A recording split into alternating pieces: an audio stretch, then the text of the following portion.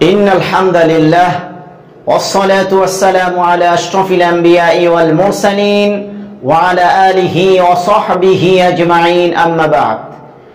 যে যেখান থেকেই দেখছেন সকলকে আন্তরিক অভিনন্দন ও মোবারকবাদ জানাচ্ছি। সম্মানিত দর্শক, আজকে অত্যন্ত গুরুত্বপূর্ণ একটি আমল নিয়ে আপনাদের সামনে উপস্থিত হয়েছি। বর্তমানে জিলহজ মাস চলতেছে। এই জিলহজ মাসে অনেকেই নফল ইবাদত করেন। এই নফল ইবাদতের মধ্যে রোজা অন্যতম একটি নফল ইবাদত। কোন ব্যক্তি যদি এই জিলহজ মাসে মাত্র দুইটা রোজা যদি রাখে, আল্লাহ রাব্বুল আলামিন তার আমলনামায় এত পরিমাণ সওয়াব দিবেন, যেটা হাদিস দ্বারা রাসূলুল্লাহ সাল্লাল্লাহু আলাইহি ওয়াসাল্লাম ইরশাদ করেছেন। আসুন আমরা সেই দুইটা রোজার ব্যাপারে, কোন দিন আমাদের সেই দুইটা রোজা রাখতে হবে, আমরা সেই বিষয়গুলো নিয়েই কথা বলবো আজকে। সম্মানিত দর্শক, আপনারা অবশ্যই ভিডিওটি সম্পূর্ণ শুনবেন এবং আমাদের চ্যানেল নাজাতের পথে চ্যানেলটি সাবস্ক্রাইব করে আমাদের সাথেই থাকবেন, এই কামনা আপনাদের থেকে আমরা করছি। সম্মানিত দর্শক, এই বর্তমান জিলহজ মাসে মাত্র দুইটা রোজা রাখবেন।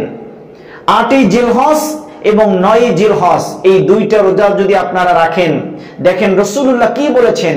আল্লাহর হাবিব বলেছেন, ইয়াদিলু সাওমু ইয়াউমি বিআরাফাতা সাওমি সানাতাইন। রাসূলুল্লাহ বলেছেন, কোন ব্যক্তি যদি 8ই জিলহজ রোজা রাখে, আল্লাহ রাব্বুল আলামিন 1000 গোলাম আযাদ করার সমান সওয়াব দিয়ে দিবেন। সুবহানাল্লাহ। 1000 উট কুরবানির সওয়াব আল্লাহ রাব্বুল আলামিন ওই বান্দার আমলনামায় দিয়ে দিবেন। 1000 ঘোড়া জিহাদের ময়দানে দান করলে যেই পরিমাণ সওয়াব হবে, আল্লাহ পাক ওই বান্দার আমলনামায় দিয়ে দিবেন। সুবহানাল্লাহ। রাসূলুল্লাহ সাল্লাল্লাহু আলাইহি ওয়াসাল্লাম 9ই জিলহজের ব্যাপারে বলেছেন, কোন ব্যক্তি যদি 9ই জিলহজ রোজা রাখে, আল্লাহ পাকের সন্তুষ্টির জন্য এই জিলহজ মাসে 9 তারিখ কোন ব্যক্তি যদি রোজা রাখে, আল্লাহ রাব্বুল আলামিন ওই বান্দার আমলনামার ভিতরে 2000 গোলাম আযাদ করার সমান সওয়াব দিয়ে দিবেন।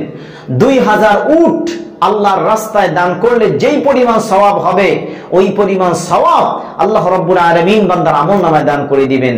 এবং 2000 সুসজ্জিত ঘোড়া আল্লাহর রাস্তায় জিহাদের ময়দানে দান করলে যেই পরিমাণ সওয়াব হবে, ওই পরিমাণ সওয়াব আল্লাহ রাব্বুল আলামিন ওই রোজাদারের আমলনামায় দিয়ে দিবেন। সুবহানাল্লাহ।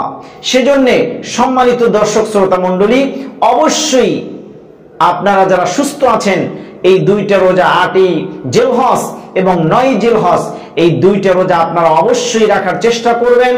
এই দুইটা রোজার বিনিময়ে যেন আল্লাহ রাব্বুল আলামিন আমাদেরকে প্রতিদান দান করেন, কিয়ামতের ময়দানে আমাদেরকে মুক্তির ব্যবস্থা করে দেন।